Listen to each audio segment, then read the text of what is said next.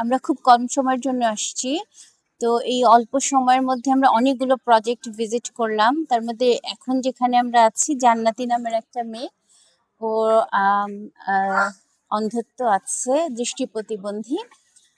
তো ওকে সাপোর্ট করার জন্য যে পিছনে যে দোকানটা দেখতে পাচ্ছি আমরা, ওই দোকানটা করে দেওয়া হয়েছে এসডিটির পক্ষ থেকে, এবং রেগুলার সাপোর্ট চলছে। এর আগে আমরা একটা মহিলা মাদ্রাসা ভিজিট করলাম, ওখানে আমি কথা বললাম, কিছু বাচ্চার দায়িত্ব সেখানে নেওয়া হয়েছে। তার আগে আমরা একটা মাদ্রাসা ভিজিট করেছি, মসজিদ ভিজিট করেছি।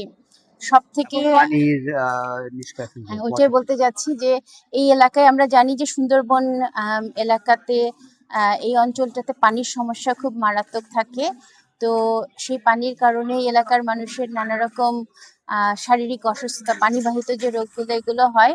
তো খুবই বড় একটা প্রজেক্ট, এবং খুবই বড় এই সেন্সে যে খুবই উপকারী মানুষের জন্য একটা প্রজেক্ট, যে পানিটাকে শোধন করে ওই এলাকার মানুষের জন্য দেওয়া হচ্ছে এবং মানুষ উপকৃত হচ্ছে। আমরা অনেকগুলো প্রজেক্ট ভিজিট করতে পারি নাই। চর এলাকায় একটা প্রজেক্ট আছে যেটা একটু দুর্গম, পারি নাই। ইচ্ছা ছিল সবগুলো প্রজেক্ট ভিজিট করার, কিন্তু এগুলো আসলেই খুবই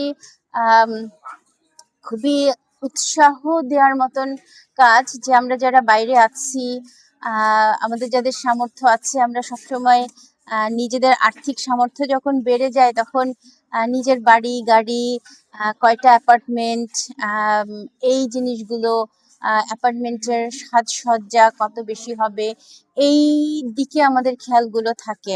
কিন্তু এইচডিটির ব্যাপারে এবং নাসির ভাইয়ের কাজ দেখে আমরা যেটা উৎসাহিত হয়েছি, যে ওনার নিজস্ব সম্পদ বৃদ্ধি বা তার যে পৈতৃক সম্পত্তি আমি দেখলাম, পৈতৃক বাড়ি আমি দেখলাম, সেখানে উনি কিছু করেননি। ইভেন ওনার মা যেখানে থাকছেন সেখানে উনি তেমন কিছু করেননি, কিন্তু এলাকার মানুষের জন্য যে চিন্তা, এটাই আসলে সঠিক নেতৃত্ব। এবং এখান থেকে আমাদের জন্য শিক্ষা আছে, এখান থেকে আমাদের বাংলাদেশের যে নেতারা আছেন, বাংলাদেশের যে তরুণ সমাজ আছে, তাদের জন্য শিক্ষা আছে যে আসল নেতৃত্ব আসলে এইটা, যে আমি মানুষের জন্য কি করতে পারি, আমার নিজের কত আছে, আমার বাড়িটা কত বড়, আমার বাড়িটা কত সুন্দর, এটা তো দেখানোর কিছু নাই। এখানে এখানে আসলে অহংকারের বা গর্বের কিছু নাই, আসল গর্বটা এখানেই।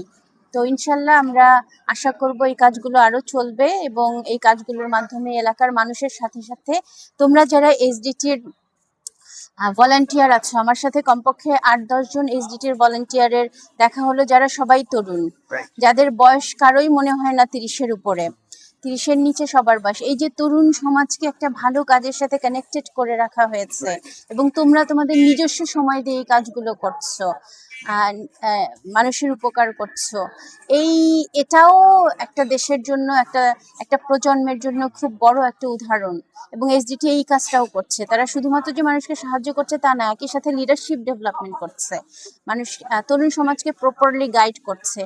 তো এগুলো ইনশাল্লাহ চালিয়ে যাও, আমাদের দোয়া এবং সহযোগিতা অবশ্যই থাকবে। এবং যারা দেখছেন তাদের কাছে অনুরোধ থাকবে যে আপনারাও এই কাজগুলোকে সাহায্য করেন, অথবা নিজের এলাকায় এই কাজগুলোর মডেলে আপনারা নিজেরাও এই কাজের সাথে নিজেদেরকে জড়িত করবেন। আমরা একটা কথা সবসময় বলি যে একটা ভালো কাজ ঢেউ এর মতো, এই একটা ঢেউ আরেকটা ঢেউ তৈরি করে, এরকম শত শত ঢেউ তৈরি করে আজীবন চলতে থাকে।